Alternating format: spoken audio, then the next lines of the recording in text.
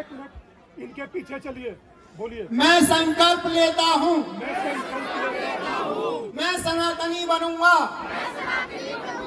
मैं हिंदू बनूंगा और हिंदुओं को जोड़ता रहूंगा। हम सब एक हैं। भारत माता की, भारत माता की। इस देश में अब तक जाति के नाम पर खूब राजनीति होती रही है, क्योंकि यहाँ सभी हिंदू सैकड़ों जातियों में बटे हुए हैं। यही वजह है कि स्वामी दीपांकर ने जातियों में बटे इन सभी हिंदुओं को एकजुट करने के लिए एक मुहिम छेड़ दी है, जिसे भिक्षा यात्रा नाम दिया गया है। और इस यात्रा के दौरान वो जहां भी जाते हैं, लोगों को यही समझाते हैं कि हम हिंदू हैं और हिंदू ही बनकर रहेंगे। हम लोगों से कभी कोई चर्चा करे दोस्त, तो कभी कोई बोले कि वर्मा जी, शर्मा जी, ठाकुर साहब, कुछ नहीं। हम लोगों से बोले तो क्या बोले कि हम कौन हैं? हिंदू हैं और हिंदू ही बनकर रहेंगे, क्योंकि हिंदू और सनातनी से बड़ी हमारी कोई आइडेंटिटी नहीं है। अच्छा, और किसी को कोई क्यों नहीं कहता? हमारे ही धर्म में ना सिर्फ जाति से बुलाते हैं, हमें बोले सिर्फ हिंदू ही कहो। और जब तक हम हिंदू हैं तब तक केंद्र बिंदु है। तो आगे से कोई अगर जो पूछे तो ये उत्तर जरूर देना, हम कौन है? हिंदू है। हिंदू है, कान खोल कर सुनिए जो वीडियो देख रहे हैं। सनातनी हिंदू है, हिंदू है, सनातनी है, यही हमारी पहचान है। इससे ज्यादा कुछ नहीं। हाथ खड़ा कर कर बाबू, हम लोग एक थे, एक रहेंगे। स्वामी दीपांकर जहां जातियों में बटे हिंदुओं को एकजुट करने में लगे हुए हैं, तो वहीं दूसरी तरफ यूपी के मुखिया योगी आदित्यनाथ भी कहते रहे हैं कि गर्व से कहो हम हिंदू हैं।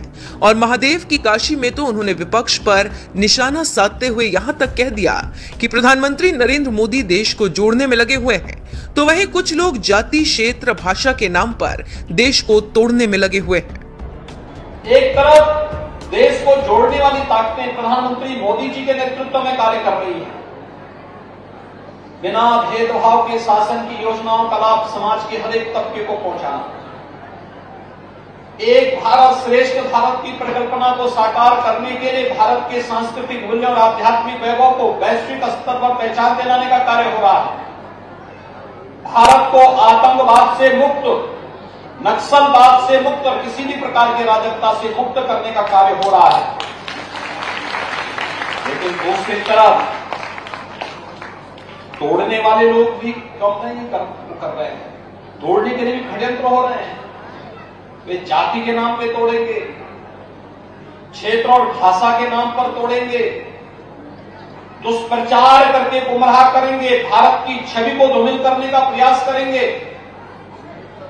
हम सबको उनसे सावधान रहना होगा।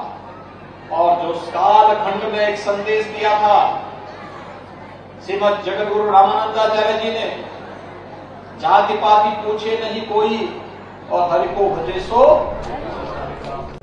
सीएम योगी जैसे नेता भी इस देश के हिंदुओं को जातियों में बटा हुआ नहीं देखना चाहते, और स्वामी दीपांकर की भिक्षा यात्रा भी एक तरह से उनकी इसी मुहिम को आगे बढ़ाते हुए नजर आ रही है।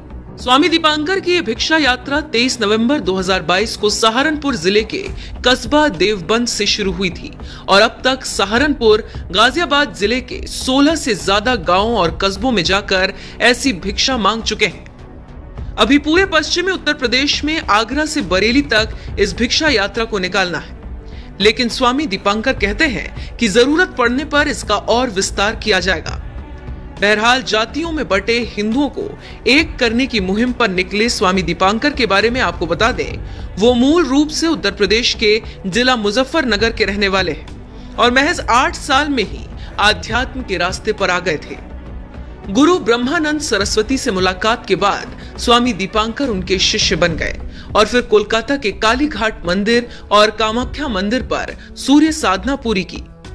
अपने जीवन के कई वर्ष उन्होंने कठोर आध्यात्मिक प्रथाओं में बिताए और आज वो दीपांकर ध्यान फाउंडेशन के संस्थापक के साथ साथ देवबंद में आश्रम भी है। बहरहाल, स्वामी दीपांकर की भिक्षा यात्रा के बारे में आपका क्या कहना है?